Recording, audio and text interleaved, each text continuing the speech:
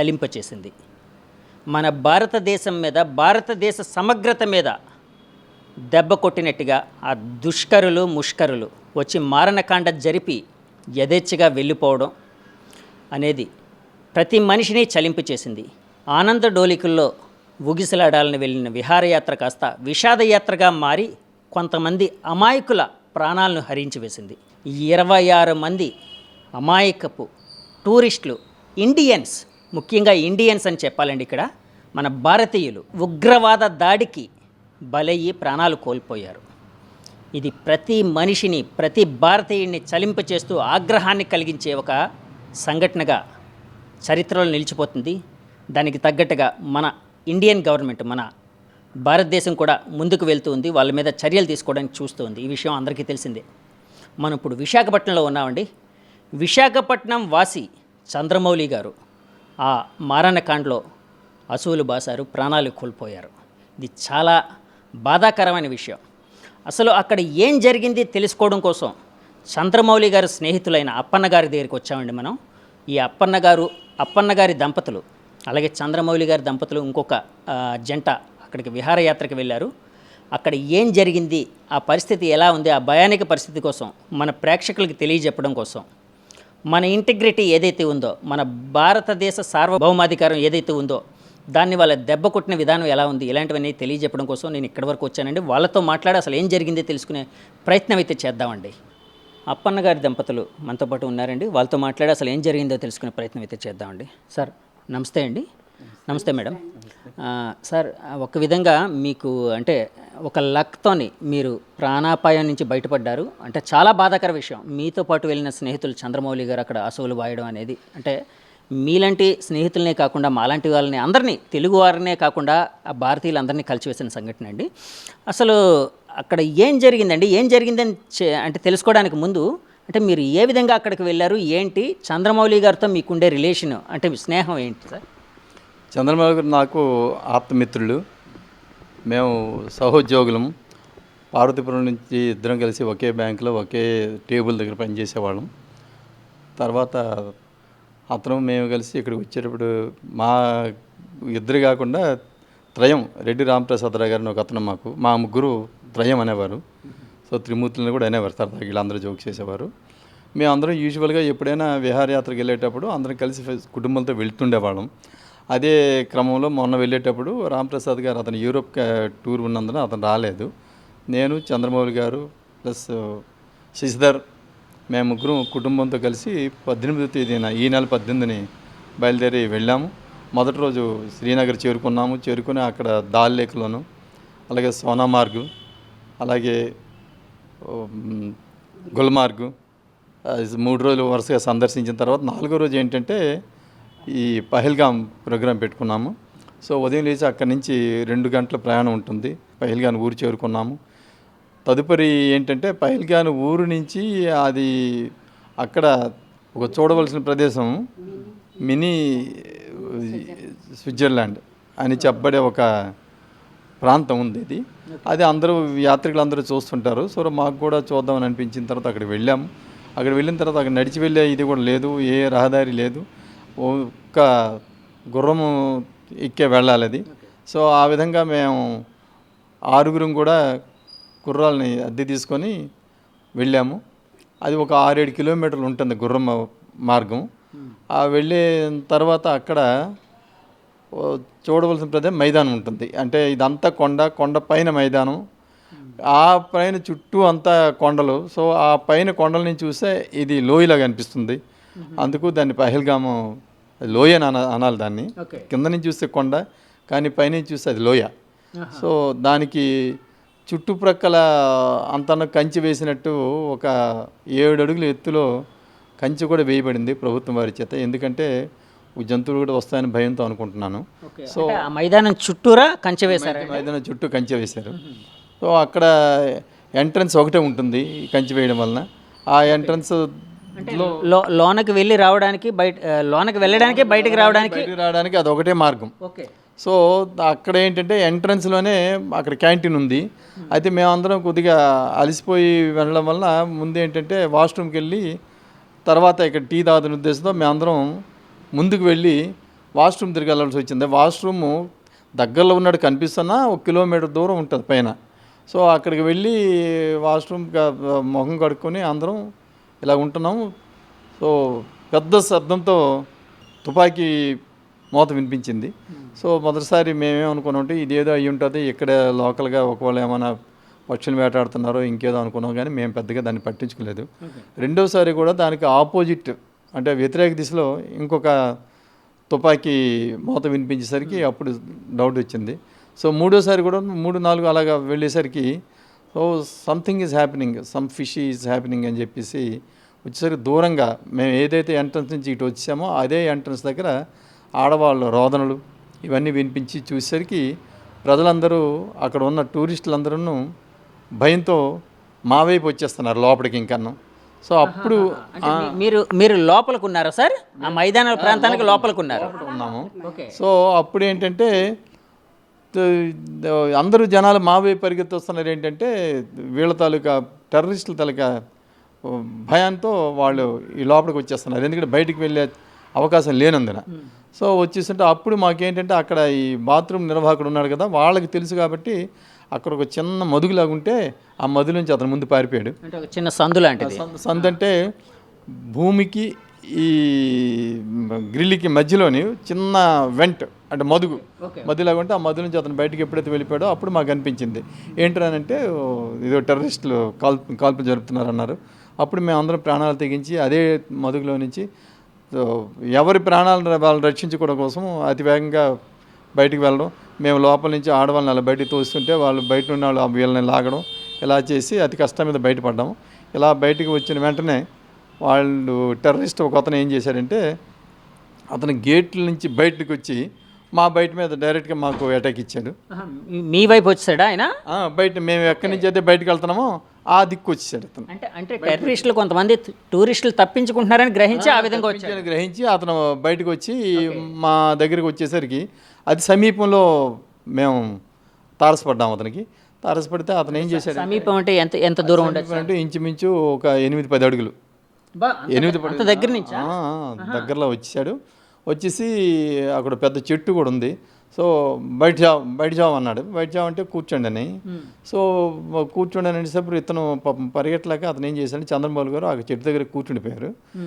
నేను మాత్రం చెట్టు వాడికి నాకు చాటు ఉంది కాబట్టి పరిగెత్తవలసి వచ్చింది.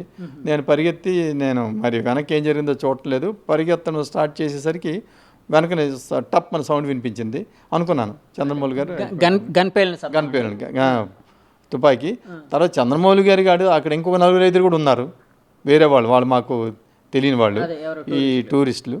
సో నేను అందులో దిగి పరిగెట్టేటప్పుడు ఎవరి ప్రాణరక్షణ కోసం వాళ్ళు పరిగెడుతున్నాం కాబట్టి వెనక్కి కొంత దూరం వెళ్ళాక వెనక్కి చూశాను ఏం జరుగుతుందని. అప్పుడు మా మిస్సెస్ కూడా కొద్ది దూరంలో కనిపించింది, చంద్రబాబు గారు మిస్సెస్ కూడా కనిపించారు.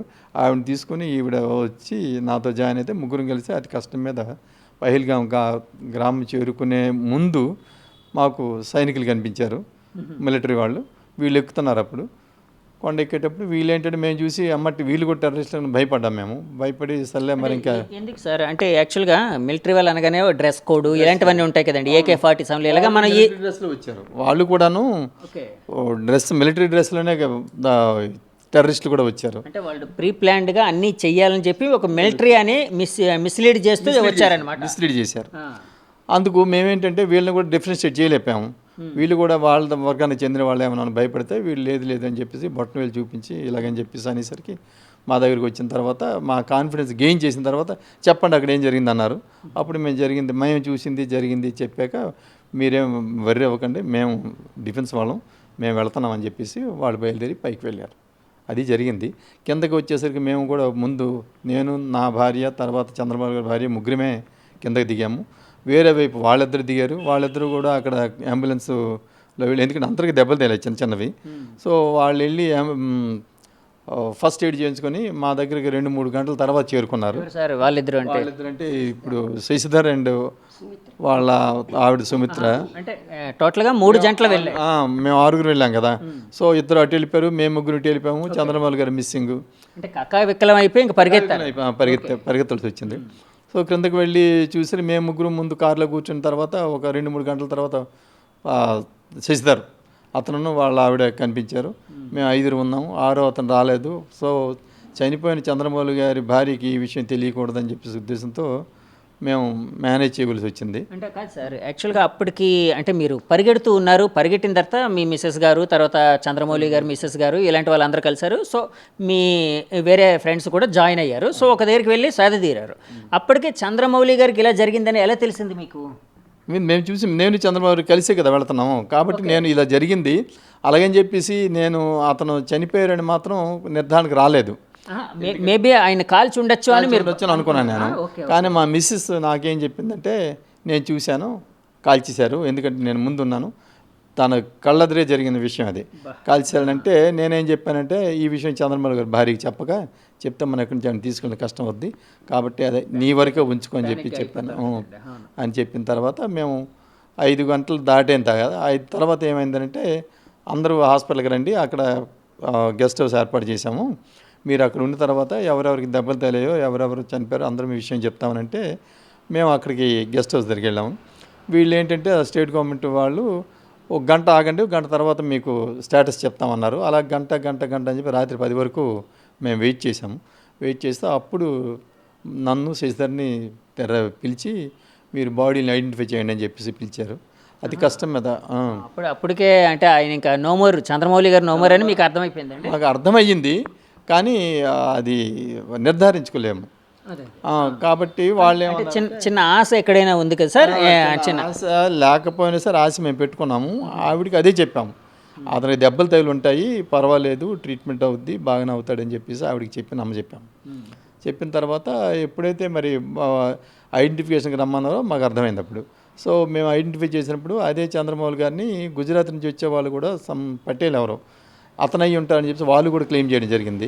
ఎందుకంటే మేము ఐడెంటిఫై చేయడానికి కూడా వీలు లేనట్ట ఛిద్రం జరిగింది, అంటే ఈ బాడీ ఫేస్ ముఖం, ఎందుకంటే ఆ రౌండ్స్ కూడా ఇలాగెళ్ళాయి. నేను అంటే ఒక కాల్పు జరిగితే అది AK-47 అది అనుకుంటున్నాను, అది అలా వెళ్ళినప్పుడు ఒక 5-6 గుళ్ళు వెళ్ళిపోతాయి ఒకేసారికి.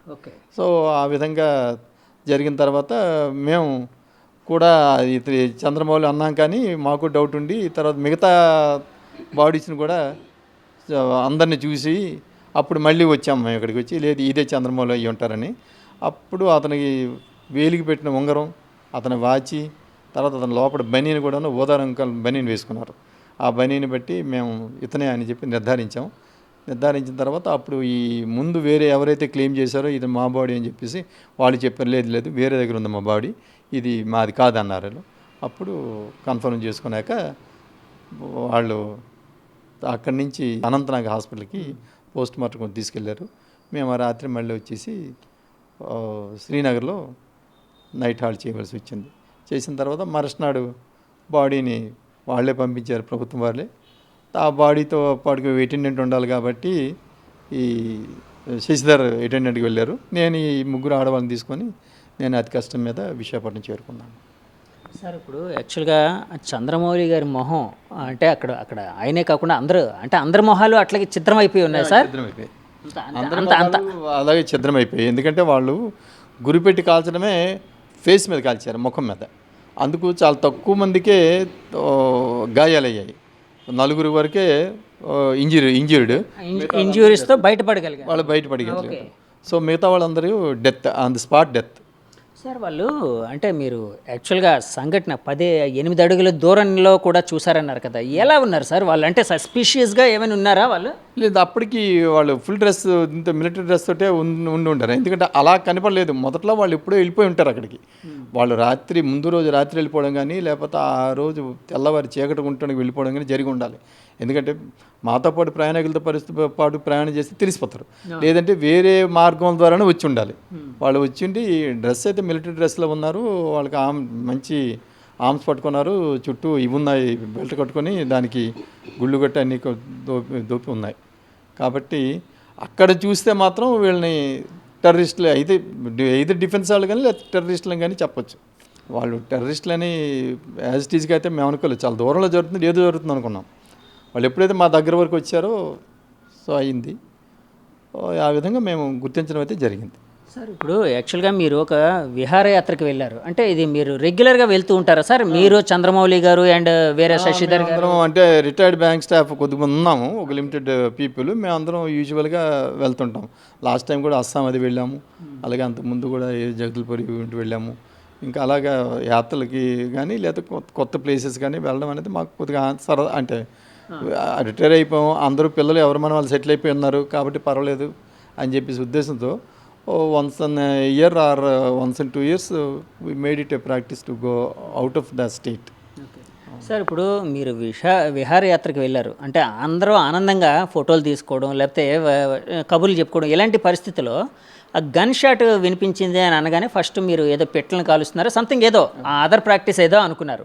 కానీ ఎప్పుడైతే మీకు టెర్రరిస్ట్ అటాక్ అని తెలియగానే మీ మానసిక పరిస్థితి ఎలా ఉందండి? అంటే మానసిక పరిస్థితి అని అంటే మేము చూసేసరికి మైండ్ బ్లాంక్ అయిపోద్ది మాకు అసలు, ఎందుకంటే ఏం చేయడానికి కూడా అవకాశం లేదు అక్కడ. అందుకని చంద్రబాబు గారిని అనుకోవడం ఏంటంటే కూర్చోండి సరే అతను కూర్చుండిపోయారేమో అని అనుకుంటున్నాను.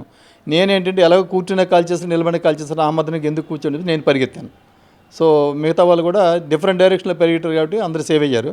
అది కాక వాళ్ళు ఏంటంటే మరి ఆ తర్వాత మా వెనక పడలేదు. అంటే టార్గెట్ అప్పటికే 26 మంది చనిపోయారు కదా, ఇతను 26 వాడు. Last shot was Chandramouli. దాని తర్వాత మళ్ళీ కాల్పులు లేవు. Okay okay. అందుకు వాళ్ళు కూడా ఏంటంటే అక్కడతో ఆఫీస్ ఉంటారు నేను అనుకోవడం, అందుకు మా వెనక కూడా వాళ్ళు పడలేదు. సో ఆ విధంగా మేము కూడా ఏమో ఇక్కడ పరిగెట్టడం వల్ల సేవ్ అయిపోయామని అనుకున్న క్లెయిమ్ మాత్రం చేయలేము. అంటే వాళ్ళకి దొరికిన వాళ్ళు ఎవరైతే ఉన్నారో వాళ్ళని కాల్చేశారు.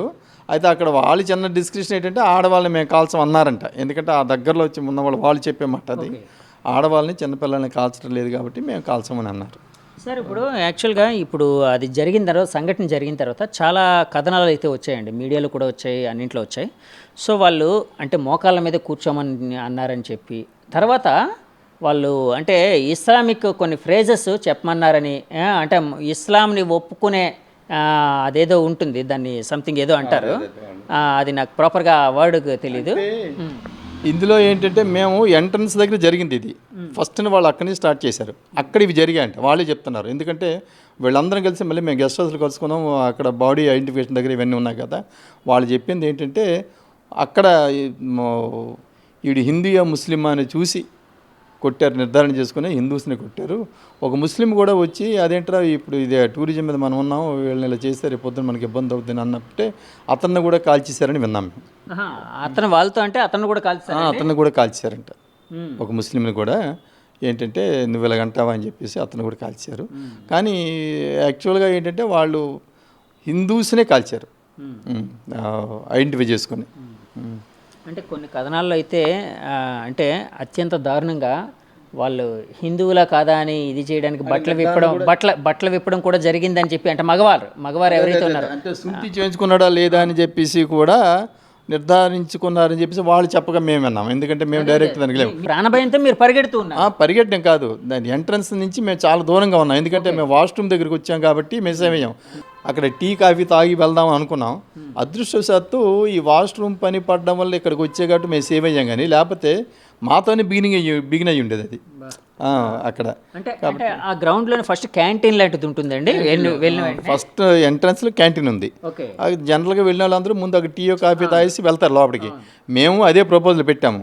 కానీ ఆడవాళ్ళు ఏంటంటే లేదు, ముందు బాత్రూమ్కి వెళ్ళి వచ్చి అటు నుంచి తాగుదాం, ఫోటోలు కూడా తీసుకోవడం ఇప్పుడు తర్వాత చేద్దాం, సో ముందు ఫ్రెష్ అప్ అవుదాం ఉద్దేశంతో అక్కడికి వెళ్ళడం వల్ల మేము సేవ్ అయ్యాం. లేకపోతే అందరం ముందు అక్కడి నుంచే ప్రారంభం మాత్రం అయ్యి ఉండేది అది. సార్ ఇప్పుడు అక్కడ అంటే మీరు వెళ్ళినప్పటికీ అంటే రమారమి ఎంతమంది ఉండొచ్చు అండి? ఒక 300 మంది టూరిస్టులు ఉన్నారు. సో 300 మంది ఎప్పుడైతే కాల్పులు ప్రారంభమయ్యాయో ఇంకా కకావిక్కలమయ్యి పరిగెడుతూ అంటే ప్రాణభయంతో ఒక రకమైన ప్యానిక్ సిచ్యువేషన్ కదండి.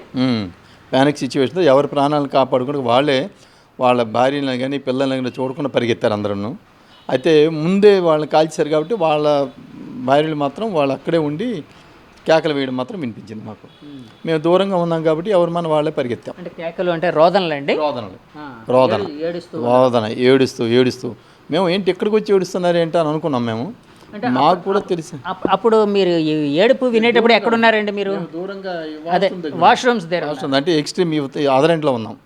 అంటే ఎంట్రన్స్ ఒకటి ఉంది, ఎంట్రన్స్ కాకుండా దానికి ఆపోజిట్ అదర్ ఎండ్ చివరిలో మేము ఉన్నాం అన్నమాట. ఓకే. అందుకు మాకు వాళ్ళ రోదనలు అంటే తెలిసి వినిపిస్తున్నాయి కానీ ఎందుకు రోధిస్తున్నారు ఏదని తెలియట్లేదు. తర్వాత ఎప్పుడైతే జనాలు కూడా మా వైపు పరిగెట్టుకు వస్తున్నారో అప్పుడు టెర్రరిస్టులు అన్నారు కాబట్టి పరిగెట్టి వస్తున్నారు, మేము పరిగెట్టడం ప్రారంభించాం. అంటే రోదనలు అంటే తమ ఎదురుగా అదేనండి తమ భర్తలు లేకపోతే పిల్లలు ఇలాంటి వాళ్ళే అంటే పెడబొబ్బులు పెడుతూ ఏడుపులు అంతే కదండి. ఎందుకంటే మీరు చాలా దూరంగా ఉన్నారన్నారు కదండి. అవును, అందుకనే రోదనలే రోదనలు వినిపిస్తున్నాయి మాకు. సో ఇక్కడికి వచ్చి ఏడుస్తున్నారేంటా అని అనుకున్నాం కానీ ఎందుకు ఏడుస్తున్నారు కూడా మాకు కూడా తెలియదు కదా. సో ఎప్పుడైతే జనాలు కూడా పరిగెట్టుకొని మా వైపు పరిగెట్టి వస్తున్నారో అప్పుడు వీళ్ళని కూడా చూసాం. అంటే ఒకరిద్దరైతే కనిపించారు మాకు. ఒకరిది ఎప్పుడైతే బయటకు వచ్చాడో సో టెర్రరిస్టులు ఇక్కడ ఫైరింగ్ చేస్తానని నిర్ధారించుకొని మేము పరిగెట్టడం స్టార్ట్ చేసాం. సార్ అది అంటే మీరు యాక్చువల్గా వాళ్ళు ఐడెంటిఫై చేసి అంటే వాళ్ళు హిందూ అంటే మతాన్ని ఏ మతం అనే దాన్ని ఐడెంటిఫై చేసుకొని హిందూ అయితేనే కాల్చడం జరిగిందని చెప్పి చాలామంది చెప్పారని అన్నారు కదా సార్. ఇదంతా ఎవరు చెప్పారండి అక్కడ అంటే మిగతా ప్రాణభయంతో ముందు కొంతమందిని వాళ్ళు కాల్చారు కదా. కాల్చేటప్పుడు అప్పుడు వాళ్ళతో సంభాషణ చేశారంట. వాళ్ళు సంభాషణ చేసినప్పుడు అప్పుడు ఏంటంటే ఇది హిందూ ముస్లిమా పేరు అడిగి అడ్రస్లు కూడా అంటే చూసి ఐడెంటిటీ కూడా చూశారట. అంటే ఆధార్ కార్డులు అలాంటివి ఆధార్ కార్డులు కూడా చూశారని నేను విన్నాను వాళ్ళు చెప్పారు. ఎందుకంటే మేమందరం మళ్ళీ అక్కడ గెస్ట్ హౌస్లో కలుసుకున్నాం కదా, హాస్పిటల్ దగ్గర కలుసుకున్న తర్వాత వాళ్ళు చెప్పిన విషయం ఏంటంటే ఆ ఐడెంటిటీ చూసుకొని కాల్చారండి. సార్ ఇప్పుడు యాక్చువల్గా మీకు చంద్రమౌళి గారికి చాలా స్నేహం ఉంది, కలిసి పనిచేశారు ఒక 30 ఏళ్ళుగా అండి. 30 ఏళ్ళుగా మాకు పరిచయం స్నేహితులు. సో అంటే యాక్చువల్గా ఎక్కడైనా కూడా మనం ఒక ఆనందంగా అలా వెళ్ళిన దగ్గర ఇలాంటిది జరగడమే ఒక ప్యానిక్ సిచ్యుయేషన్. ఇందాక మీరు అన్నట్టు బ్లాంక్ అయిపోయింది అన్నారు. సో మీతో పాటు వెళ్ళిన ఒక వ్యక్తి అట్లా ప్రాణాలు కోల్పోయారు అనగానే మీ మానసిక పరిస్థితి ఏంటి సార్? అంటే వర్ణించడానికి వీలు కాదండి అది. మేము ఇప్పుడు ఏం చెప్తాము, మేము ఇక్కడికి 6 వచ్చాము, 5 వెళ్తున్నామంటే మా దురదృష్టం అనుకుంటున్నాం. తర్వాత ఈ విషయం ఆవిడికి కూడా తెలియజేయడానికి మాకు ధైర్యం చాలలేదు. సో ఇది ఎలా విశాఖపట్నం వెళ్ళే వరకు ఆవిడికి చెప్పకుండా రహస్యంగా ఉంచి అక్కడ చెప్పాలి అలాగని చెప్పేసి పూర్తిగా చెప్పకపోతే అవ్వదు. వాళ్ళ బంధువర్గానికి ముందు చెప్పాలి. ఎందుకంటే వాళ్ళ పిల్లలు గట్రా అమెరికాలో ఉన్నారు కాబట్టి వాళ్ళిద్దరూ రావాలనుకుంటే ముందు చెప్పకపోతే వాళ్ళకి అవ్వదు. సో మాకు అత్యంత అంటే టెస్టింగ్ టైం అది కాబట్టి అయినా మరి ఏం చేసామంటే ముందు చంద్రమౌళి గారి బావమరిదికి చెప్పాము, మీరు చెప్పకండి, మీ అక్కకి చెప్పకండి ఈ విషయం, కానీ జరిగింది కాబట్టి మిగతా ఏర్పాట్లు మీరు ఏం చేస్తారో ఎవరెవరు చెప్పలేదు అది చూసుకోండి, ఆవిడకి మాత్రం చెప్పొద్దు అన్నాం. అక్కడ కూడా ఏంటంటే పోస్ట్ పెయిడ్ ఉంటుంది, ప్రీపెయిడ్ ఉండదు కాబట్టి మా అందరివి ప్రీపెయిడ్ కాబట్టి ఎవరి ఫోను పనిచేయదు మాది. అందువల్ల మేము ఢిల్లీ వచ్చే వరకు మా ఫోన్లు ఏవి పని చేయలేదు. ఢిల్లీ వచ్చాక ఆవిడేంటంటే వాట్సాప్ ఓపెన్ చేసి చూసేసరికి ఆవిడే ఫస్ట్ చూసింది. అంటే మీడియాలో వచ్చినవన్నీ అందులో ఉన్నాయి.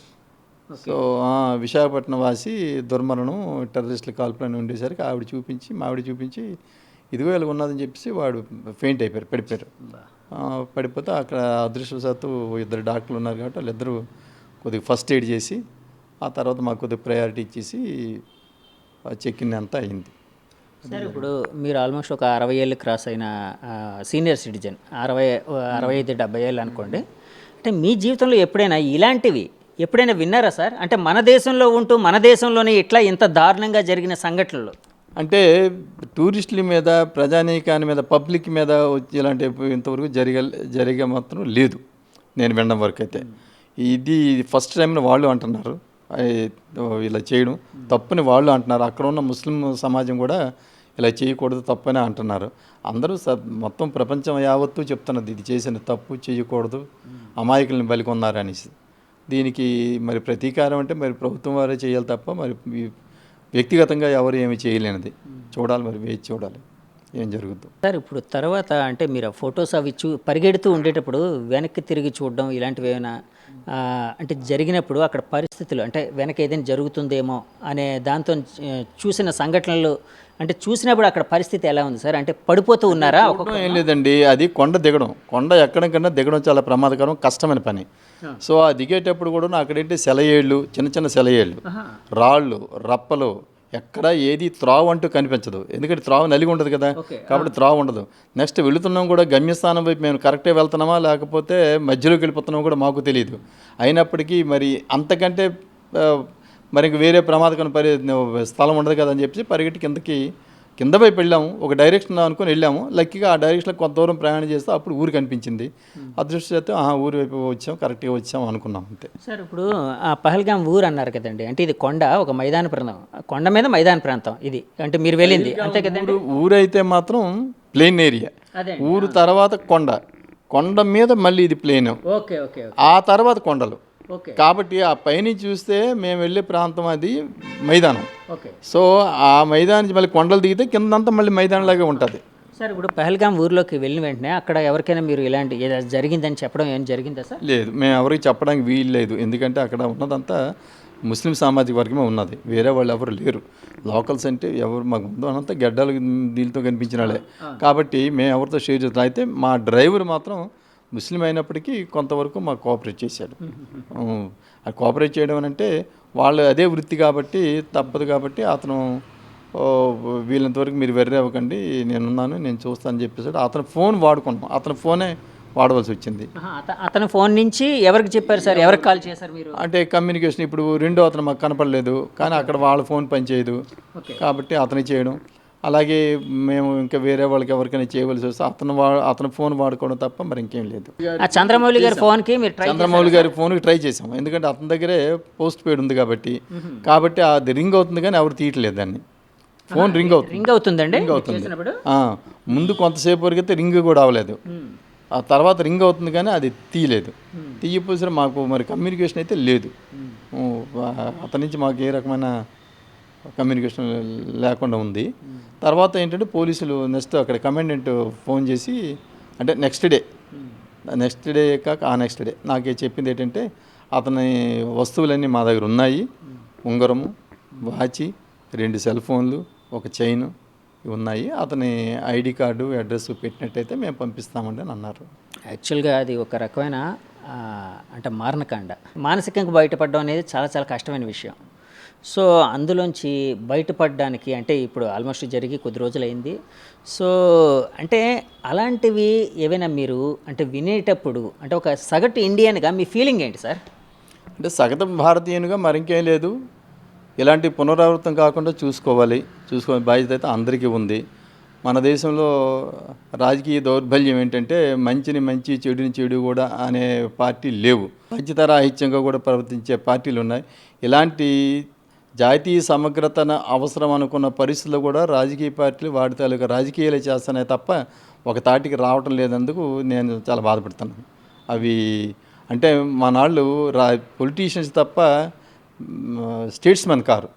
అంటే వీళ్ళకి ఎంతసేపు వాళ్ళ రాజకీయ పార్టీ ఇదే తప్ప దేశ తాలూకా సమగ్రత కానీ దేశం తాలూకా శ్రేయస్సు కానీ గుర్తించడం లేదని అనుకుంటున్నాను. ఎప్పటికీ కూడా మనకు స్వతంత్రం వచ్చింది కానీ స్వతంత్రంగా ఆలోచించే శక్తి ఇంకా రాలేదు ప్రజలకైనా, అంటే ప్రజలకి, నాయకులకి. చాలామంది నాయకులు వాళ్ళు ఏంటి మాట్లాడుతున్నారు, పిచ్చి కూడా మాట్లాడుతున్నారు. దీంట్లో కూడాను ఈ నెగోషియేట్ చేయాలంటారు, దీంతో కూడా మన తప్పు ఉందేమో చూడండి అంటారు, మనం వెళ్ళకూడదు అంటారు. వెళ్ళకూడదు ఇవన్నీ చెప్పడం ఏంటండి? వెళ్ళిన తర్వాత జరిగింది కాబట్టి ఏమొచ్చి వెళ్ళకూడదు, వెళ్ళారు, చూశారు, ఎన్నాళ్ళు జరిగింది. వెళ్ళిన తర్వాత నెక్స్ట్ ఏంటి చేయాలి అనేది ఆలోచించాలి తప్ప మనం చేసిన తప్పు ఎంతసేపు అంటే ఉన్న ప్రభుత్వాన్ని నిందించడం తప్పు అనేది టూరిస్టుల వైపు ఉందన్నట్టు మాట్లాడుతున్నారు. అది చాలా అంటే టూరిస్టులు వెళ్ళకూడదు, అక్కడ సెక్యూరిటీ లేదు, ఈ తర్వాత కమ్యూనికేషన్ లేదు, ఇవన్నీ అంటే మరి ఇన్నాళ్ళు జరుగుతున్నాయి అనుకున్నాం. మేము కూడా ఏంటంటే ముందులో జరిగినకి ఏమి జరగలేదు కదా, ఆ ముందు ఎంత గత 20 ఏళ్ళుగా జరుగుతుంది ఏం అవ్వలేదు కదా అక్కడ. కాబట్టి మేము వెళ్ళడం కూడా జరిగింది. తర్వాత అది స్వతంత్ర భారతదేశమే కదా, మన దేశం, మన భారతదేశం కదా, మన దేశం వెళ్ళడానికి మనం భయపడుతున్నాం అంటే మరి ఇంకెక్కడ మనకి రాజ్యాంగ రక్షణ ఉంది మనకి. కాబట్టి అది కాదు నాయకులు చెప్పాల్సింది. నాయకులు చెప్పకపోతే మీరు ఏ ప్రదేశానికైనా నిర్భయంగా వెళ్ళొచ్చు, తిరిగి రావచ్చు, అంతా మనదే దేశం అని చెప్పగల నాయకుడు కావాలి. కానీ మీరు అలా చేయకూడదు, ఇలాగ చేయకూడదు, మేమే దేశద్రోహం చేసి లేదే. నిజంగా చెప్పాలంటే ఇలా మాట్లాడుతున్న దేశద్రోహం చేస్తున్నారు వాళ్ళు. ఇప్పుడు ఏంటంటే ఒక త్రాటి మీదకి రావాలి. ఇప్పుడు జరిగింది ఇక్కడ యాక్చువల్గా చెప్పాలనుకుంటే ఇస్లామిక్ ఇది హిందూయిజం మీద పడింది, అది వదిలేశారు. అది వదిలేసి వాళ్ళని ఏమి అనలేక ఇది వచ్చి వాళ్ళ తప్పు వీళ్ళ తప్పు అనడం అనేది సరైనది కాదు. సార్ ఇప్పుడు మీరు అన్నారు కదా ఇస్లాం అంటే హిందువులను ఐడెంటిఫై చేసి చంపడం అనేది అంటే ఆ ఉగ్రవాదులు ఎవరైతే ఉన్నారో, కానీ అక్కడ కొన్ని ఎగ్జాంపుల్స్ కూడా ఆ మధ్య వచ్చాయి సార్. అంటే ఒక అతను మీరు అన్నట్టు ఇందాక మీ డ్రైవర్ బీయింగ్ ఏ ముస్లిం అయినా కూడా మిమ్మల్ని రక్షించడానికి ట్రై చేయడం, కొంతమంది మీకు సపోర్ట్ చేయడం. అలాగే ఆ మధ్య ఒకటి చూశాను, ఒక న్యూస్ ఐటమ్ ఒకటి చూశాను. ఒక వ్యక్తి పిల్లల్ని తన భుజాల మీదకి ఎక్కించుకొని కొంత దూరం పరిగెట్టి వాళ్ళు పహల్గామ్ గ్రామం దగ్గర వదిలేసి మళ్ళీ ఫ్యామిలీని రక్షించాడు, అతను కూడా ముస్లిం ఇలా అని. అంటే ఇలాంటివి చూసినప్పుడు మీకేమనిపిస్తుంది? లేదు, వాళ్ళలో కూడా మానవతావాదులు ఉన్నారు. కానీ ఎక్కువగా మన దేశంలో ఉన్న దౌర్భాగ్యం ఏంటంటే స్వదేశంలో ఉండి స్వదేశ హాని తలపెట్టి స్వదేశాన్ని అంటే నాశనం కోరుకునే వాళ్ళు ఎక్కువ మంది ఉన్నారు. పాకిస్తాన్కి చెయ్యి, పాకిస్తాన్ ఇది ఇండియా అని నిందించడం ఇదంతా దేశద్రోహం. అది నిజంగా వాళ్ళ వల్లే చాలా ప్రమాదకరమైన పరిస్థితిలో ఉన్నాం మనం ఇప్పుడు. మనం చెప్పేది ఏంటంటే ముస్లిమ్స్ అందరూ వ్యతిరేకం కాదు. ముస్లిమ్స్లో కూడా హిందూ అంటే భారతదేశ ముస్లిమ్స్ వాళ్ళు వేరు. వాళ్ళు కాకుండాను మీరు విదేశీ అభిమానం ఉండి ఇక్కడ జీవనం గడిపి ఇక్కడ వ్యాపారం చేసి ఇక్కడ పిల్లల్ని కానీ ఇక్కడ పెళ్లి చేసుకొని మీరు దేశం తాలూకా నాశనం కోరుకొని విదేశం తాలూకా శ్రేయస్సు కోరుకున్నట్టయితే అలాంటి వాళ్ళు దేశ ద్రోహులు. నిజంగా వాళ్ళు శిక్షించాలి.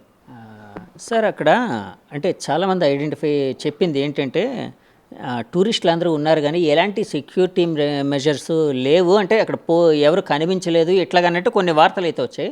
అక్కడ ఏంటి సార్ పోలీసు అంటే రాష్ట్ర యంత్రాంగమైన పోలీసు కానీ సెక్యూరిటీ కానీ ఎవరు లేరా సార్? అంటే మీకు రాష్ట్ర పోలీసులు అక్కడ పనిచేయరండి.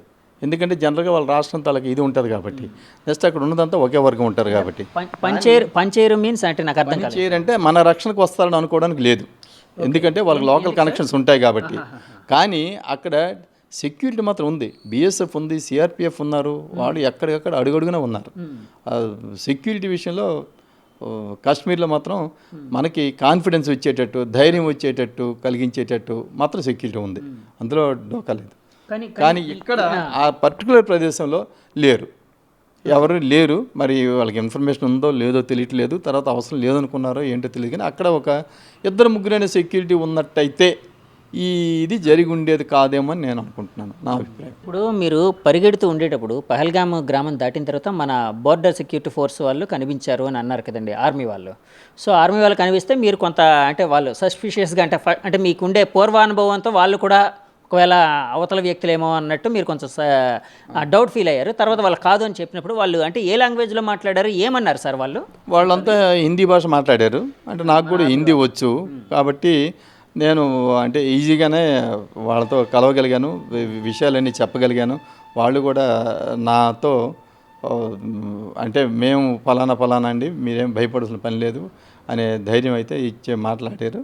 వాళ్ళ అంటే బిహేవియర్ కానీ వాళ్ళ మాటలు కానీ అన్నీ అంటే నాకు నేను spent there in the Hindi area for three years కాబట్టి నాకు ఆ ప్రాబ్లం లేదు. కాబట్టి వాళ్ళు కాన్ఫిడెంట్ బిల్డింగ్ మెజర్స్ మాత్రం తీసుకున్నారు. అలాగే మేము కూడాను అక్కడ ఏం జరిగిందా అన్నది ఇప్పుడు మీకు చెప్పినట్టే చెప్పగలిగాము. వాళ్ళు కావాల్సిన క్లూస్ ఇన్ఫర్మేషన్ అంతా అడిగారు ఈ విషయాల గురించి. మాకు తెలిసినంత వరకు చెప్పాము, వాళ్ళు వెళ్ళారు. కానీ ఆ తర్వాత ఇమ్మీడియట్గా మాకు తెలిసిందంటే 2 టెర్రరిస్టులని కాల్చారని విన్నాం. మరి అవునా కాదు తెలియదు. కాదు సార్, ఇప్పుడు ఇలాంటి ఉగ్రవాదులు అంటే మీకే అంటే ఎందుకంటే బాధితులు మీరు సంఘటన స్వయంగా అనుభవించిన వాళ్ళు, మీ సన్నిహితుడిని కోల్పోయిన వాళ్ళు, వాళ్ళని ఎలా శిక్షించాలన్నది మీ ఇది. వాళ్ళని స్పేర్ చేయకూడదండి. నిజంగా వాళ్ళు దొరికినట్టు ఉరిశిక్ష కన్నా తక్కువ శిక్ష వేయకూడదు వాళ్ళకి. వాళ్ళని ఉరిశిక్ష వేసినా తక్కువే. కానీ ఇలాంటిది ఏంటంటే మళ్ళీ ఇంకొకటి ఎవడు ఇలా చెయ్యకూడదు అనే దీంట్లో లెవెల్లో ఉండాలి శిక్ష మాత్రం వాళ్ళు దొరికితే. దానికి అయితే మన న్యాయ వ్యవస్థ కూడా కుంటుపడింది. అంటే మీరు కూడా లా ప్రాక్టీస్ చేస్తున్నాను, అందుకే మీకు చెప్తున్నాను. మనం delayed justice is denied justice. ఎలాగైందంటే అప్పుడెప్పుడో ఒక దేశద్రోహి దొరికితే వాడి శిక్ష దగ్గరికి 24 సంవత్సరాలు పట్టింది మనకి. అలాంటి న్యాయ వ్యవస్థ అంటే న్యాయ వ్యవస్థలో తప్పో తెలీదు, మన ప్రజల్లో ఇది తప్పో తెలియదు. కానీ సో అది కూడా ఒక విధంగా చెప్పాలంటే ఒక కారణం ఈ రెచ్చిపోవడానికి. ఎందుకంటే దొరికిన అంటే శిక్షార్హులు కూడా తగిన సమయంలో శిక్షలు పట్టడం లేదు. అధిక మొత్తంలో ఫీజులు తీసుకుని వాదించే పెద్ద పెద్ద లాయర్లు కూడా ఉన్నారు. వాళ్ళు రాజ్యసభ సభ్యులు లేకపోతే లోక్సభ సభ్యులు, అలాంటి వాళ్ళు లా ప్రాక్టీస్ చేస్తూ వాళ్ళు కూడా వీళ్ళ తరపున వాదకాలతో తీసుకొని వాదించిన దేశం మన దేశం. ఉగ్రవాదుల తరపున కూడా ఉగ్రవాదుల తరపున కూడా వాదించే హిందువులు ఉన్న దేశం మన దేశం. అది కాబట్టి మనకి ఎక్కడో శత్రువులు లేరు. ఆయన ఎవరో చెప్పినట్టు హిందువులకి హిందువులే శత్రువులు. కాబట్టి ఏదో ఒక రోజుకి, అంటే నేను ఇప్పుడున్న పరిస్థితుల ప్రకారం అయినట్టయితే హిందువులకు మనుగడ తక్కువ, మనుగడ లేదు. ఇదే కానీ కంటిన్యూ అయినట్టయితే, ఇప్పుడు సరైన యాక్షన్ కానీ తీసుకోకపోయినట్టయితే అంటే ఇస్లామిక్ దేశం ఎంతో దూరంలో లేదు భారతదేశానికి, అంటే నా పర్సనల్ ఒపీనియన్. చాలామంది ఇప్పుడు ఏమంటున్నారంటే పాకిస్తాన్ దాయాద్ దేశం ఏదైతే ఉందో వాళ్ళ ద్వారా ఇది ఎంత జరిగింది కాబట్టి ఆ దేశం మీద యుద్ధం చేయాలి, వాళ్ళని ఎలాగైనా ఓడించాలి, వాళ్ళకి గట్టిగా బుద్ధి చెప్పాలంటున్నారు. అంటే యుద్ధం జరిగితే బాగుండు అని అనుకుంటున్నారా మీరు? మంచిది అనుకుంటున్నారా? అంటే యుద్ధం చేయాలని నేను కోరుకోవట్లేదు. ఎందుకంటే యుద్ధం జరిగితే దాని పర్యవసానం అందరికీ సమానంగా ఉంటుంది. వాళ్ళకి ఎంత నష్టం జరుగుతుంది, మనకి అంత నష్టం జరగవచ్చు. కానీ యుద్ధము కాకుండా కూడా, అంటే యుద్ధమనే కాకుండా అదర్ మెజర్స్ కూడా తీసుకోవాలి. ఏది తీసుకోకపోతే చేతకంతనం అయిపోద్ది. ఇది మొదటిసారి కాదు, ఇలాంటివి ఎన్నో జరుగుతున్నాయి, ఇకపైన ఫ్రీక్వెంట్గా జరుగుతాయి. ఇలాగైతే ఇప్పుడు మనం లైటర్ వేన్లో వదిలేస్తే వాళ్ళు ఈజీగా జరుగుతాయి. తర్వాత మనకి సర్వసత్తాక ప్రజాతంత్రం ఎక్కడుందండి? సర్వసత్తాక అంటే మన ఇండిపెండెంట్ అని ఎక్కడున్నది? మనం we are at the mercy of some other country, some other people. అలా బ్రతకడం అది అంటే భారతదేశ ఇది కాదు. ఇది మనం స్వతంత్రంగా బ్రతకగలిగే రోజైతే లేదు, కనపట్టలేదు నాకు. అంటే ఇందాకలా ఒక మాట అన్నారు, అంటే మెర్సీ వేరే వాళ్ళ మెర్సీతో పాటు, అంటే ఎవరి మెర్సీతో మనం అంటే పాకిస్తాన్ మెర్సీతో బ్రతికినట్టు అవుతుంది అలాంటప్పుడు. కాబట్టి దీనికి రియాక్షన్ అయితే ఉండాలి. ఏ విధంగా ఉండాలి ఏదన్నది మరి రాజకీయ పరిశీలకులు దీంట్లో వాళ్ళ పరిధిలో ఉంది. అది విషయం ప్రభుత్వం తీసుకోవాలి. దానికి అపోజిషన్ పార్టీస్ కూడా సహకరించాలి. ఇప్పుడు ఎందుకంటే ఏది యునానిమిటీ రాదు. యునానిమిటీ కాకపోయినా అట్లీస్ట్ మ్యాక్సిమం యునానిమిటీ వరకు రావాలి. నెక్స్ట్ మన వాదన ఎలాగుంటుందంటే వాదన కోసం వాదన చేసే ఇది ఉంటుంది. ఆ ధోరణి పోవాలి మన రాజకీయ నాయకులకు కూడా. మన రాజకీయ నాయకులు కూడా ఓటు బ్యాంకు, ఓటు కోసం చూసుకుంటున్నారు తప్ప వాళ్ళు తమ ఉనికిని కానీ, తమ దేశం ఉనికిని కానీ, ప్రజల తలకు శ్రేయస్సు కానీ గురించి పట్టించుకోవటం లేదో అనిపిస్తుంది ఒకసారి. మేడం, ఇప్పుడు కాల్పుల శబ్దం వినగానే మీకు ఏమనిపించిందండి? అక్కడ ముందు కాల్పులు అవి కాదు కానండి, కాశ్మీర్ అంటేనే చాలా మంచి ప్రదేశం అండి. అది చూడడానికి చాలా భూతల స్వర్గం అండి. అది చాలామంది చూడవలసిన ప్రదేశము. మేము చూసి ఎంజాయ్ చేసాం కూడా అండి 3 రోజులు. మా పిల్లలకి కూడా ఫోటోలు పెడితే నెక్స్ట్ టైం కాశ్మీర్ వెళ్తున్నాం అన్నారండి. అది అంత సుందరమైన ప్రదేశం, ప్రకృతి సౌందర్యం అండి. అటువంటి సౌందర్యాన్ని నిజంగాను ఆ భారతదేశం అది తెచ్చుకోవడానికి మనం గర్వించదగిన ప్లేస్ అండి. అది ఆ ప్లేస్ని కూడా చూడలేకుండా చేస్తున్నారండి. అది దేని వలన అన్నది మరి ఉగ్రవాదుల వలన ఎవరో తెలియదు కానండి, స్వేచ్ఛగా వెళ్ళలేకపోతున్నామండి. కాశ్మీర్ అన్న స్వేచ్ఛగా వెళ్ళి ఆ ప్లేస్లన్నీ చూస్తే మాత్రం చాలా ఇదండి, ప్రపంచానికే మంచి ఇదండి. ఆ టెర్రరిస్టుల వలన మనం చూడలేకపోతున్నామండి. చాలా మంచి ప్రదేశం, మేము చాలా ఎంజాయ్ చేసామండి. ఇప్పుడు ప్రపంచానికి అంతటికి అది చాలా మంచిది. మన భారతదేశానికి గర్వించదగిన ప్లేస్ అండి. అది మణిహారం అంటారు కదండి, కాశ్మీర్ అనేది భారతదేశానికి ఒక మణిహారం, భూతల స్వర్గం అండి. అందరూ 3 రోజుల నుండి చాలా ఎంజాయ్ చేసి మేము నెక్స్ట్ టైం వెళ్తాం అని అన్నారండి. 4వది పహల్గాం వెళ్ళామండి. వెళ్ళేటప్పటికి అందరూ ఇంకా ఇదైపోయారండి. మేడం, ఇప్పుడు యాక్చువల్గా మీరు చాలా ఆనందంగా హ్యాపీగా గడుపుతూ చాలా హ్యాపీగా ఉండే సమయంలో ఈ కాల్పుల శబ్దం ఇలాంటివి అంటే టెర్రరిస్ట్ అటాక్ అని మీకు తెలియగానే ఏమనిపించింది మేడం? అది టెర్రరిస్ట్ అనుకోలేదండి. మామూలుగా అతను కూడాను గ్రీన్ షర్ట్ వేసుకొచ్చారండి. అది టెర్రరిస్ట్ అదే అంటే సెక్యూరిటీ డ్రెస్సేనండి. సెక్యూరిటీ వాళ్ళకి డిజైన్ ఉంటుంది, ఏంది ప్లెయిన్ అండి, అలాంటి గన్నేనండి. పరిగెత్తి వస్తున్నారండి. ఆయన పరిగెత్తుతుంటే ఎక్కడ సెక్యూరిటీ, ఎక్కడ నేను సెక్యూరిటీ వాళ్ళేమో అనుకున్నాను కానీ టెర్రరిస్ట్ అనుకోలేదు. అతను సెక్యూరిటీ వాళ్ళేమో అనుకుని అలా చూస్తున్నానండి. ఈ లోపేమో లేదు పరిగెత్తాలి అనేటప్పటికి అందరం బాత్రూమ్ వెనకతలు పరిగెత్తామండి. అక్కడ ఒక 50 మందిలా ఉన్నామండి. ఒక 50-60 మందిలా ఉండేటప్పటికి అందులోంచి ఒకరండి లేదు పరిగెత్తాలి, చెట్టు వెనకతలు దాక్కోవాలి అన్నారండి. చెట్టు వెనకతలు ఎందుకు దాక్కోవాలి అంటే వాళ్ళకి తెలియకుండా చెట్టు వెనకతలు దాక్కోవాలన్నారు. ఈ లోపేమో చెట్టు వెనకతలు దాక్కోవాలంటే మాకు కొంచెం ఒక 7 కొంచెం కొంచెం అంటే హైట్ మీద అనమాట చెట్లు ఉన్నాయి. ఈ లోపేమో చెట్టుకి వెళ్ళాలంటే పెన్షన్ దాటాలండి. ఆ పెన్షన్లను దాటాలంటే ఆడవాళ్ళం లేదండి. ఒక కుక్క వెళ్ళినంత ఉందండి, అంత ఉందండి. ఆ పెన్షన్లో పాము పాకుతాం చూడండి, అలా పాకామండి. అలా ప్రాకుతుంటే మగవాళ్ళు ప్రాకుతుంటే వెనక అట్నుండి ఏమో లాగుతున్నారండి, ఇలా అవతలకి వెళ్ళిన వాళ్ళు లాగుతున్నారండి. ఆ లాగేటప్పుడు మాకు ఇవన్నీ పట్టేస్తున్నాయండి. మాకు పట్టేస్తుంటే అవతల వాళ్ళు లాగుతున్నారు, మేము ఒకరికొకరు అలా సహాయం చేసుకొని లాగేటప్పటికి వాడు మొత్తం ఇలా లాగుతున్నాం కాదండి, వాడు అక్కడి నుండి గమనించాడండి. ఎవరైతే పరిగెట్టుకొని వచ్చాడో గమనించాడండి. పరిగెత్తి రాలేదండి, అతను టెర్రరిస్ట్ అని ముందు అనుకోలేదు నేను.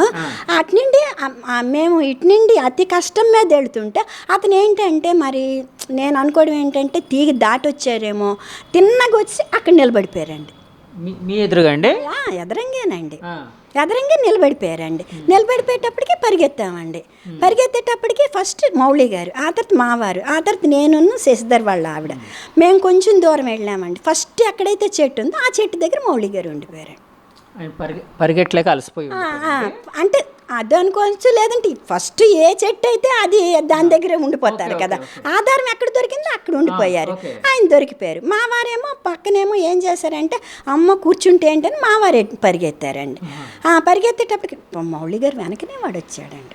అంటే కాదండి, మౌలి గారు చెట్టు చాటుకి పరిగెట్టి అంటే దాక్కోవడం కుదరలేదండి? దాక్కున్నారు కానీ ఆయన చూశాడు ఆ టెర్రరిస్ట్ అన్నవాడు చూశాడండి. ఆయన వెనకనే వస్తున్నాడండి, వాడు వెనకనే వస్తున్నాడు. ఇప్పుడు చెట్టు కింద దాక్కోవడం అంటే టెర్రరిస్టులు కనపడకుండా దాక్కోవాలండి. ఆయన ఏంటంటే చూస్తూ దాక్కున్నారండి. చూస్తూ దాక్కుండేసరికి ఈయన ఎడం వైపు చెట్టుకి వెళ్ళారు, ఆడు కుడి వైపు చెట్టుకి వెళ్ళిపోయాడు. చెట్టు ఎలా ఉంది, ఈయన ఇలా తిరిగారు, ఆడు అలా తిరిగారు, వచ్చేసాడండి. మేము ఒక 6 అడుగులు కొంచెం ఎత్తుగా మేము 6 అడుగుల దూరంలో మేము ఉన్నామండి. అప్పటికి మీరు చెట్ల చాట్లో దాగున్నారండి? మేము లేవండి, ఆడవాళ్ళని కాల్చడనేసి మేము మగవాళ్ళే. అప్పటికి ఆడవాళ్ళని కాల్చట్లేదని మీకు అంటే తెలియదు కదా, అంటే ప్రాణభయంతో పరిగెడుతున్నారు అంటే మరి మేము ఇంకేం చేయలేమండి.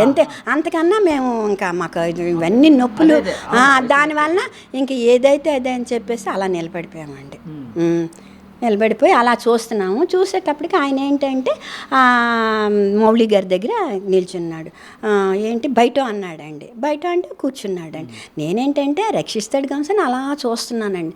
అతను టెర్రరిస్ట్ అనుకోలేదు నేను, సెక్యూరిటీ ఏమో అలా చూస్తున్నానండి. చూసేసి ఇతను నేను పర్వాలేదు, నేను దగ్గరికి ఉండి తెస్తారేమో అనుకుని చూసేటప్పటికి ఇచ్చేసారు. ఆయన కాల్చడం మీరు చూసారు కదండి? ఇక్కడ ఇలా చేశారండి, ఇక్కడ ఇలా పెట్టేశాడు. కాదండి, దగ్గర పెట్టి కాల్చారండి? దగ్గర పెట్టానండి. ఆయన కూర్చున్నారు, ఆయన కరెక్ట్గా ఆయన లెవెల్ ఈ లెవెల్కేమో సెట్ చేసుకున్నాడండి. ఏమనిపించిందండి మీకు? నాకు అంటే తప్పుగా అనుకోద్దండి, అంటే మిమ్మల్ని గమనించలేండి, అదేలేండి. ఇంక ఏం లేదండి, ఆయన ఏమో ఆయన అది కాల్చడం, ఇది ఇలా అనడం, ఇలా కూలిపోవడం అయిపోయిందండి. మౌళి గారు అంటున్నానండి నేను. మౌళి గారు అంటుంటేమో ఇంకా మౌళి గారు అని అప్పుడు నేనేమనుకున్నానంటే శాంతి వెళ్ళిపోవాలి. మా దగ్గరికి వచ్చాడు అనుకోండి, ఇంకో మిగిలిన ఇద్దరు దొరికిపోతారండి. అది మాత్రం నా నోటి నుండి వచ్చింది, శాంతి ఆయన అలా వెళ్ళిపోవాలి అని. సరే కరెక్ట్గా ఆయన డౌన్లో ఇలా వెళ్ళిపోయాడు. అదే లాస్ట్ అండి. ఆయన మౌళి గారిని, చంద్రమౌళి గారిని కాల్ చేసి వాడు వెళ్ళిపోయాడు. అదే లాస్ట్ అండి. ఇంకా పిన్ డ్రాప్ సైలెన్స్ అయిపోయింది, ఇంకెక్కడ మోతలు వినపడలేదు. అప్పుడు మావారు చంటి చెట్లు పక్క నుండి వచ్చారండి. అంటే కాదండి, అప్పుడు వచ్చారు, తర్వాత మీరు మళ్ళీ పరిగెట్టుకొని అక్కడికి వెళ్ళారు? నేను అప్పుడేమో ఏమైందంటే మౌళి గారి దగ్గరికి వెళ్ళిపోతున్నాను, ఎందుకంటే నాకు తెలుసు కదండి మౌళి గారు ఇది అయిపోయి వద్దు అంటున్నారండి వీళ్ళు. లేదు నాకు ఎంత ఇది అనిపించిందంటే, మనం అందరం కలిసి వచ్చాం, మన తాలూకా ఇది, ఆయన దగ్గరికి వెళ్ళట్లేదు, అంత మానవత్వం లేకుండా ఎలా మనం ఇదవుతాం? ఆడు మనిషిని ఎలా కాలుస్తున్నాడండి, అలా అనమాట. మనిషిని అసలు అతను ఎవరో తెలియదు, పోనీ ఏదైనా పగ మీద కాల్చాడంటే అనుకోవచ్చు, అతను ఎవరో తెలియదు, వచ్చాడు, సరెండర్ అయిపోయిన మనిషికి కాల్ చేశాడండి. మనం దగ్గరికి వెళ్ళలేని పరిస్థితి అండి. చాలా అసలు మానవత్వం లేదా, ఇంతలానా ఇలా మనం ఆయన వదిలేసి పరిగెత్తవలసిన ఇంత మానవత్వం కూడా మనకి లేని పరిస్థితి అంటే వాడు వస్తాడేమో భయం అండి, మళ్ళీ ఎక్కడ ఉంటాడో తెలియదు, ఎలా ఉంటాడు భయం అండి ఎటు. అప్పుడేమో ఏం చేశానంటే గబగబా శశి వాళ్ళ ఆవిడ ఉన్నది కదండి, వీళ్ళేమో చెట్ల చాటు నుండి వచ్చారండి. శశి వాళ్ళ ఆయన థర్డ్ పర్సన్ థర్డ్ వచ్చారండి. వచ్చేసరికి వాళ్ళ ఆయన అప్పు అనమాట. అప్పటికి ఇంకా ఆ అప్పు దగ్గర పరిగెట్టేటప్పటికి నేను కూడా ఈవిని అనమాట, ఈ వాళ్ళ ఆవిడని గబగబా పరిగెత్తించి, చంద్రమౌళి గారు మిస్సెస్ లేరండి ఇంకా అప్పుడు, శశిధర్ వాళ్ళ మిస్సెస్ అండి, నేను ఆమె ఉన్నాము. గబగబా పరిగెత్తి ఆ శశిధర్ చేతిలో వాళ్ళ ఆవిడ చేయిని పెట్టేసి మీరు పరిగెత్తండి అన్నాను. ఈలోపు ఈయన వచ్చారు కదండి, హస్బెండ్ గారు వచ్చారు. అప్పుడు నేను ఆలోచించానండి, మౌళి గారు ఏం లేరు, ఇప్పుడు ఏంటి వాట్ నెక్స్ట్ అనేటప్పటికండి ఆవిడని రక్షించు, మౌళి గారు మిస్సెస్ని రక్షించు అనేసరికి మణిగారు ఎక్కడ ఉన్నారు అనేసరికి ఆవిడ ఎక్కడి నుండి వచ్చారనండి అక్కడ కూర్చున్నారండి. ఆవిడ ప్రాణభయంతో అలా పరిగెట్టి అక్కడ కూర్చున్నారు. అంటే లోపల నుండి ఆవిడ కూడా లోపల నుండి వచ్చినట్టుగా ఉన్నారు, కూర్చున్నారండి. కూర్చుండేటప్పటికి ఈయన అంటున్నారంటే మణిగారిని శశి అంటున్నారు. ఆమె కాదు కదా, అందుకని ఆమె ఏం చేస్తున్నారంటే పలకట్లేదు. నేనేమో పైకెత్తి ఏమండి అంటున్నాను. అప్పుడు మణిగారు అక్కడ ఉన్నారు. మణిగారు ఆవిడ నన్ను చూశారు. ఆవిడ నన్ను చూసి అప్పుడు ఏమన్నారంటే మణిగారు వచ్చేయండి అని అన్న. అప్పుడు ఈయన నన్ను చూశారు. అప్పుడు ఈయన చేయి నేను, నా చేయి మణిగారు పెట్టుకుని పైకి ఎక్కామండి. ముందు పైకి ఎక్కామండి, పై తర్వాత కిందకి దిగాలండి. దిగిన దాంట్లో ఇద్దరివి షూస్ పోయాయండి. నేను అక్కడ ఆ షూసే వదిలేశానండి, ఆమె కూడా షూస్ వదిలేశారండి. డౌన్కి వెళ్ళాలి. డౌన్కి వెళ్తే బురద తప్పిపోతున్నామండి, చిన్న ముక్కలండి, రాళ్ళండి. కానీ ప్రాణభయం అవేమీ మాకు తెలియలేదండి. అది అయిపోయిన తర్వాత ఒకసారి ఆమె పడిపోయారండి, ఒకసారి నేను పడిపోయానండి. పడిపోయిన తర్వాత ఒక్క టైంలోనండి పైకి వెళ్ళి డౌన్కి రావాలండి. ఇంకా శశి నేను మరి ఇచ్చేయలేనని ఆవిడ జారుడు బాల జారిసినట్టు జారేశారండి. మన చంద్రమౌళి గారు మిస్సెస్ అలా జారుకుంటూ వెళ్ళిపోయారు. అప్పుడు అంటున్నారండి శశి ఈయన లేరు ఈయన ఎక్కడున్నారు అని అంటే, ఈలోపేమో మంచు కరిగి వరద వస్తుంది కదండి, ఆ వరద ఏమో మధ్యలో ఉందండి. వరద వస్తుందండి, అది మొత్తం ఇదేంటిదంటే మంచు కరిగి ఒక సెలయేరు లాగా వస్తుందండి. అది ఒక్కొక్క దగ్గర ఉధృతంగా ఉందండి, ఒక్కొక్క దగ్గర తేలిగ్గా ఉందండి. ఆ సెలయేరుకి శశి వాళ్ళ ఆవిడ ఇటు వెళ్ళిపోయారు, నేను ఈయన మా మణిగారు ఇటు వెళ్ళిపోయామండి. మా వెనక ఒక వృద్ధ దంపతులు ఉన్నారండి, 80 సంవత్సరాల వాళ్ళు ఇద్దరు, వాళ్ళు కూడా మా వెనక పరిగెడుతున్నారు. శశి వాళ్ళ వెనకాతలో ఒక ఇద్దరు యంగ్ ఏనండి భార్య భర్తలు, వాళ్ళు 5 అటు, మేము 5 ఇటు, వాగు కటు ఇటు అయిపోయామండి. అలా పరిగెడుతూ ఉంటండి. మళ్ళీనేమో మధ్యలో పడిపోయానండి కాళ్ళు తన్నుకొని. మా వారిని నన్ను ఎత్తిన తర్వాత మళ్ళీ ఒకరు పడిపోతున్నాం, కానీ పడిపోతుంటే శక్తి ఉండట్లేదండి, ఎందుకంటే అమాంతం ఎత్తాలండి ముగ్గురు ఉన్న. అలా పడిన తర్వాత మళ్ళీ సెలయేరుకి వెళ్ళాము. ఆ సెలయేరు వెళ్ళినప్పుడు కూడా ఉధృతంకి రాకూడదు కదండి, అందుకని ఉధృతం తప్పిన తర్వాత అలా తిరిగి అటు నుండి అలా వెళ్ళి మళ్ళీ సెలయేరుకి వెళ్ళి మళ్ళీ పైకి వెళ్ళామండి. అప్పుడు కొంత దూరంకి వీళ్ళు స్ట్రక్చర్లు పట్టుకొని వస్తున్నారండి, ఆర్మీ వాళ్ళండి. స్ట్రక్చర్లు ఉన్నాయండి వాళ్ళ చేతిలో చూశానండి, ఒక 5-6 స్ట్రక్చర్లు. వాళ్ళు కూడా ఆయాసపడిపోయి వస్తున్నారండి. అప్పుడే మమ్మల్ని చూసి ఇలా అన్నారండి.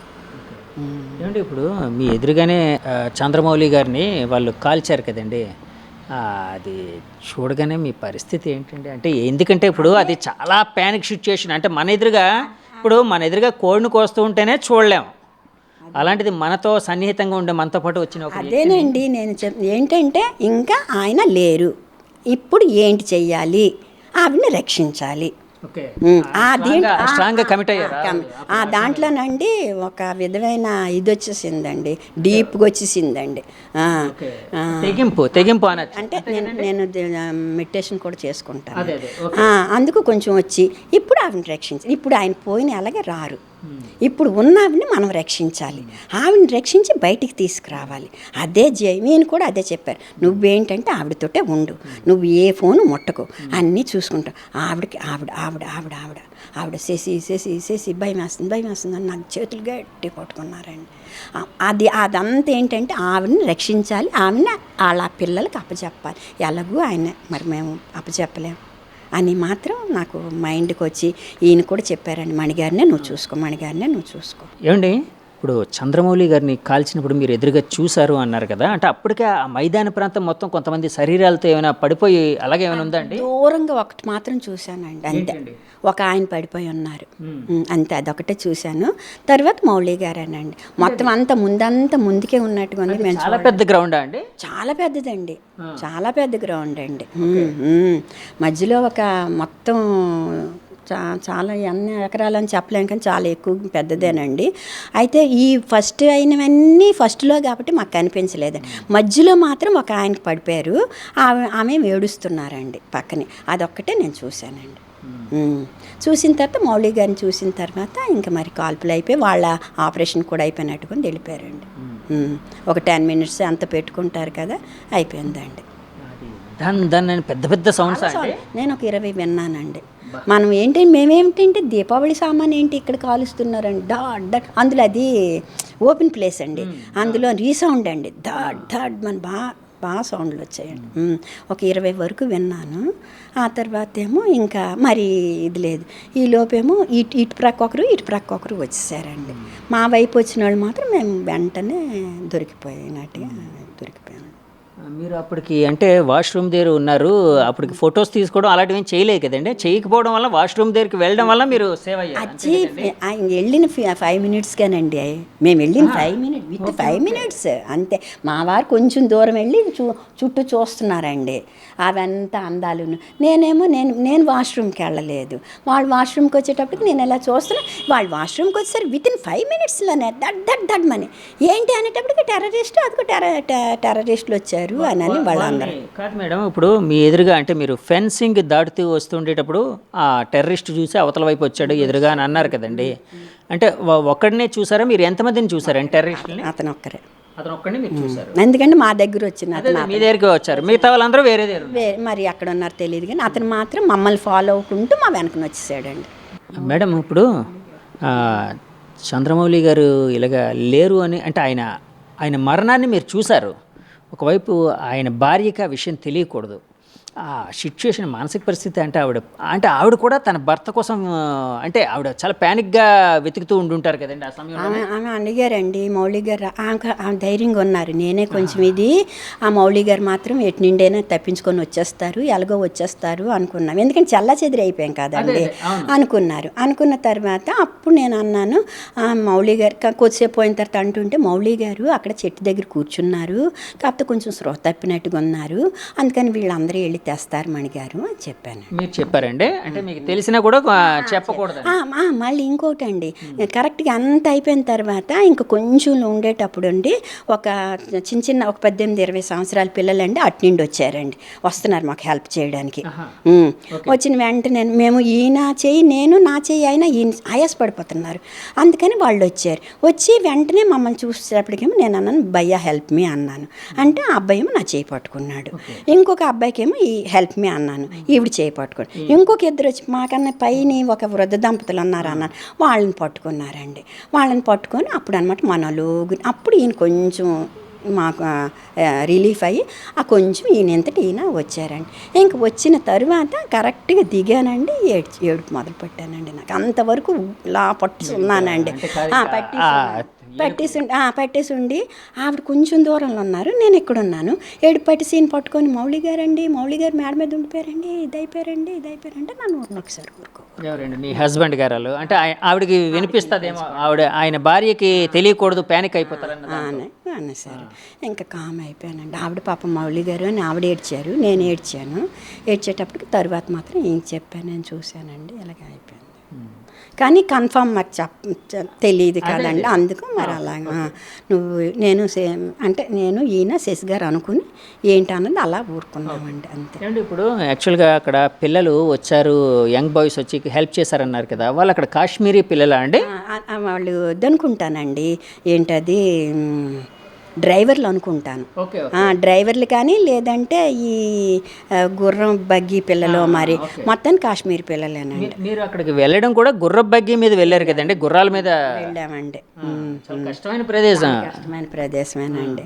వద్దని సగం త్రోవకొచ్చి ఆగిపోయాం కూడానండి. ఆగిపోయామండి. మళ్ళీ మళ్ళీ ఎందుకండి, అంటే ఎలాగైనా ఇంత దూరం వచ్చాను చూద్దామని. మేము ఇద్దరం ఉండిపోతాము అంటే మరి నలుగురు అటు ఇద్దరు ఇటు అయిపోతారు, వద్దు రండి. అందులోనేమో ఫోన్ ఒకటి లేదు, మళ్ళీ అందరం తప్పిపోతాము. అందరం కలిసి వెళ్ళాము, అందరం కలిసి వచ్చేద్దామని మౌళి గారు అనడంతో మళ్ళీ వెళ్ళాం. మేడం ఇప్పుడు అంటే తర్వాత చంద్రమౌళి గారు ఇంకా లేరు అనే విషయం ఆయన మిస్సెస్కి, ఆయన భార్యకి తెలియగానే, అంటే ఇందాక ఫోన్లో ఆవిడ చూసుకున్నారు వాట్సాప్లో అని తెలిసింది, ఇందాక మీ హస్బెండ్ గారు చెప్పారు, ఆ విధంగా తెలిసింది ఆవిడకని. అంటే ఆవిడ పరిస్థితి ఎలా ఉందండి అప్పటికి? అసలు ఆవిడ చాలా కామ్ అండి, ఏం మాట్లాడరండి, చాలా కామ్ అండి ఆవిడ, ఏం మాట్లాడకపోయేటప్పటికి మాకు ఏంటంటే ఇంత అల్లర్లని మాకు తెలియదు. ఎందుకంటే కాశ్మీరు పిన్ డ్రాప్ సైలెన్స్ అయిపోయింది, అక్కడ విషయాలు ఏమీ తెలియట్లేదు. అదే శ్రీనగర్ నుండి జమ్మూ వచ్చాం, అక్కడ కూడా పూర్తిగా వాట్సాప్ మొత్తం అన్నీ క్లోజ్ అయిపోయి బంద్ అయిపోయి కాము కూర్చున్నామండి. కాము కూర్చొని ఏంటది జమ్మూ నుండి ఢిల్లీ వచ్చామండి. ఢిల్లీ వచ్చి పక్కనే నేను కూర్చున్నానండి. ఎందుకో నేను ఇలా తిరిగానండి. ఆవిడ కూడా ఏంటో ఊసిపోకేమో ఇలా పెట్టుకొని ఇలాగా వాట్సాప్ ఓపెన్ చేశారండి. అంటే అప్పటికే ఆవిడకి ధైర్యం ఉంది, అంటే ఆవిడకైతే ధైర్యం ఉంది చంద్రమౌళి గారు వస్తారు అని. అంటే వీళ్ళు చెప్పారు కదండి, చిన్న హెడ్ ఇంజరీ అయ్యింది, వచ్చేస్తారు, ఐసీలో ఉన్నారు, మనం అదని. నేను ఆతర్ చెప్పాను, ఏంటి శశి అలా ఉందంటే, కొంచెం మనము ఇక్కడ మనకి భాష తెలియదు, మనం లోపలికి వెళ్ళనివ్వట్లేదు, వెళ్ళిన వాళ్ళు రానివ్వట్లేదు. మణి గారు మనం వెళ్ళిపోదాము, మన ఊరు మనక బోల్డ్ మంది మనకి డాక్టర్స్ మన ఊరికి వెళ్తే, కాకపోతే ఒక నెల 2 నెలలు పడుతుంది అంటే 2 నెలలు కాకపోతే 6 నెలలు పెట్టిన పర్వాలేదండి, చిన్న ఐసీలో ఉంది, చిన్న ఇదంట, అందుకు మనం తీసుకెళ్ళిపోదాం, వెళ్ళిపోయిన తర్వాత మనం అక్కడ ట్రీట్మెంట్ చేసుకుందామనే చెప్పామండి. ఆవిడ కూడా అదే నమ్మారండి. చెప్తుంటే అందుకే మేము ఫోన్లు ఎత్తలేదు. వాళ్ళు ఫోన్ చేస్తుంటే వాళ్ళ పాపతో అంటుంది, అమ్మ నాకు ఏం చెప్పట్లేదమ్మా, ఏంటి నాకు తెలియట్లేదమ్మా అని ఆవిడ అంటుంటే, అప్పుడేమో ఆంటీ ఎవరున్నారు పక్కనే అంటే శశి అంటున్నారని ఆవిడ చెప్పారండి. నాకు ఇచ్చారు. నాకు ఇస్తే ఆంటీ మమ్మీకి తెలీదా అని వాళ్ళ పెద్ద పాప అందండి. లేదమ్మా తెలీదు అని అన్నానండి. అప్పటికి మీరు వీళ్ళకి కన్వే చేశారు ఇన్ఫర్మేషన్, అంతే కదండి? అదే వీళ్ళు అంటే మీతో వాళ్ళ పాప ఏమో వాళ్ళ అమ్మగారితో మాట్లాడుతున్నారు. సో ఆవిడకి తెలుసు, ఆ పాపకి తెలుసు తండ్రి లేరని. తెలుసో మరి తెలియదు కానీ, ఆంటీ తెలుసా అమ్మకి మమ్మీకి చెప్పారా అని అడిగా. లేదమ్మా చెప్పలేదు అనేసి ఇంక నేను ఎక్కువ మాట్లాడలేదండి, వెంటనే ఇచ్చేసానండి. మేడం ఇప్పుడు యాక్చువల్గా అంటే స్త్రీలు చాలా బ్రాడర్గా ఆలోచిస్తారని చెప్తూ ఉంటారండి. ఎందుకంటే కుటుంబం అంటే దేశంతో సమానం. సో కుటుంబాన్ని మేనేజ్ చేసేవాళ్ళు దేశాన్ని కూడా మేనేజ్ చేయగలుగుతారని చెప్తూ ఉంటారు. సో బ్రాడర్గా ఆలోచిస్తుంటారు, వాళ్ళ ఆలోచనలు కూడా చాలా గొప్పగా ఉంటాయని చెప్తూ ఉంటారు చాలామంది.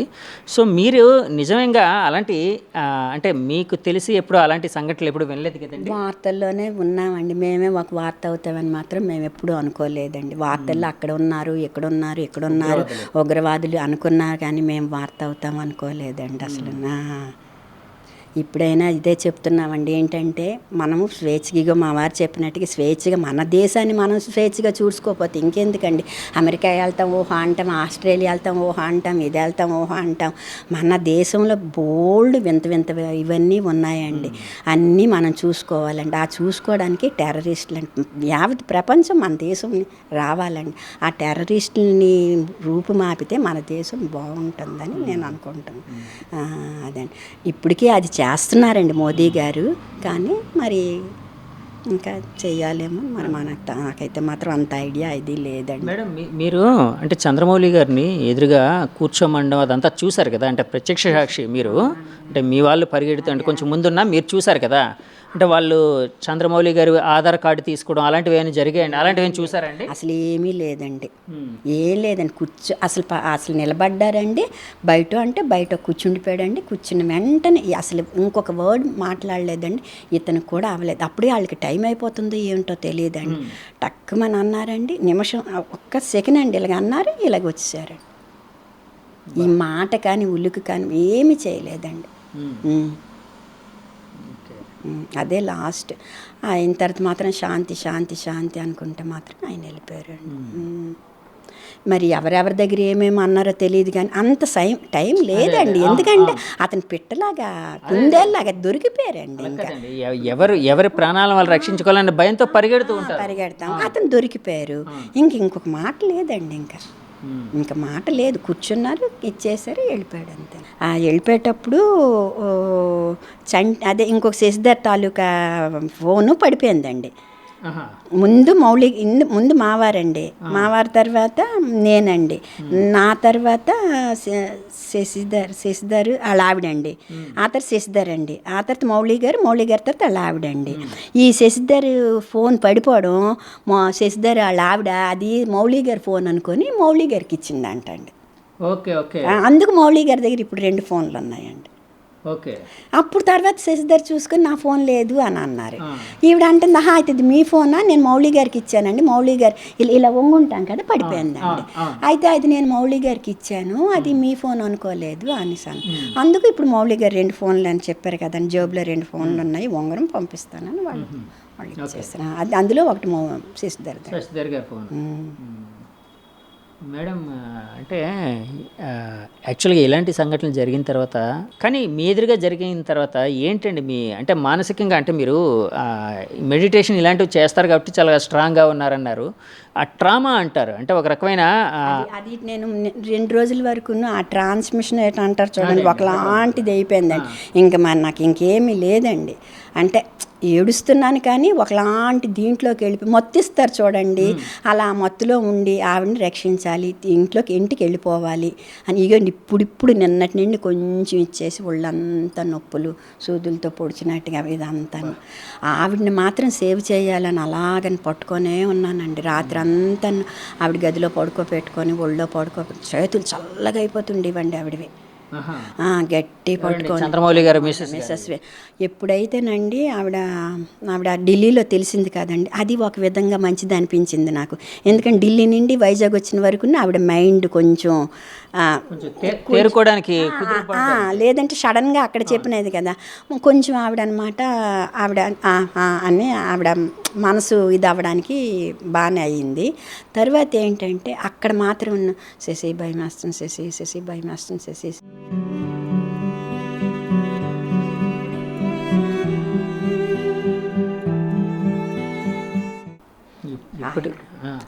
అమ్మ ఏంటంటే వాట్సాప్ చూసారండి. వాట్సాప్ చూసేసరికి వరుస అలా వచ్చేస్తున్నాయండి. వచ్చేసరికి శశి ఇదేటిది విశాఖ ఏంటది విశాఖవాసి దుర్మరణం, ఇదేటిది నేను చచ్చిపోతాను లా పెయింట్ అయిపోయారు. పెయింట్ అయిపోయారు. పెయింట్ అయిపోయారు. వెంటనే కొంచెం నీళ్ళేమో కొట్టానండి. నీళ్ళు కొట్టిన తర్వాత కూర్చున్న తర్వాత పడుకోబెట్టమన్నారండి. పడుకోబెట్టమనేసరికి అక్కడ ఏమీ లేవు. లేకపోతే ఏమో చున్నీ లేదండి, ఢిల్లీలో ఢిల్లీ ఎయిర్పోర్ట్లో ఈ చున్నీ తీసి వేసి ఆవిడని పడుకోబెడితే అప్పుడు 2 డాక్టర్లు వచ్చారండి. 2 డాక్టర్లు వచ్చి ఆవిడ కాళ్ళు ఎత్తిపెట్టి గట్టిగా ఇచ్చేసి ఇలా కట్టి కొంచెం నీళ్ళేమో వేస్తే అప్పుడు కొట్టుకేస్తారు. అమ్మాయి అనుకుని డాక్టర్లు మరేం పర్వాలేదు, ఆవిడతో మాట్లాడించండి అని చెప్పేసి వెళ్ళిపోయారు. కొద్దిసేపు పోయిన తర్వాత మణి అంటే అప్పుడు చాలాసేపు అయిన తర్వాత లేచి శశి నాకేం అవ్వదు, ఏం పర్వాలేదు, నాకేం అవ్వదు అన్నారు. అమ్మాయి అనుకున్నాను. మేడం, ఇప్పుడు ఆ జ్ఞాపకాలు అంటే ఇంకా నిద్రలోకి వస్తున్నాయండి? ఇంకా మరి వారం రోజులు అయ్యింది కదండి.